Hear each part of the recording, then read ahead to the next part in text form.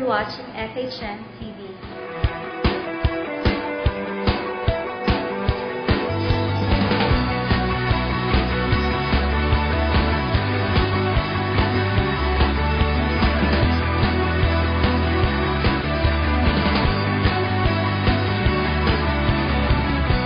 I'm 20 years old.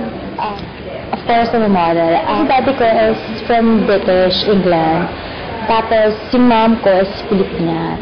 Pero gusto ko rin maging artista, hindi model.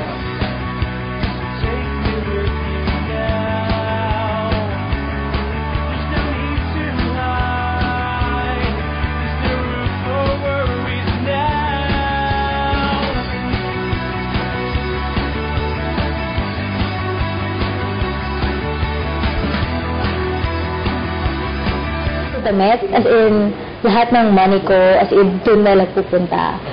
25,000 yung isang damit yung nabili ko. It's super mahal.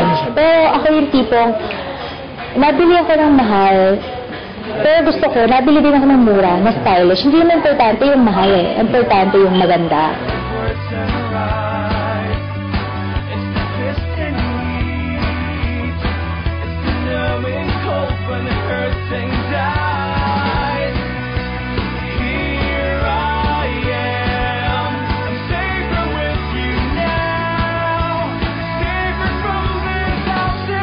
Kasi actually, yung mga magazines ko, like Candy magazines, like always wholesome. Para maiba naman, it's, FHM. So, syempre, kung model ka, hindi naman always wholesome, dapat pa iba-iba din.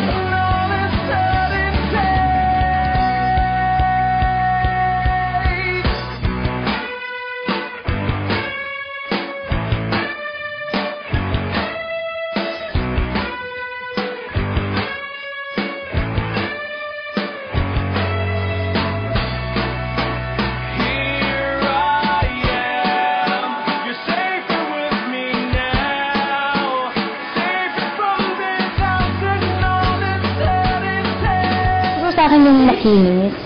Sa akin, okay. Gusto ko kasi yung parang, syempre, of course, mabango. Pag nangangamayaya ako.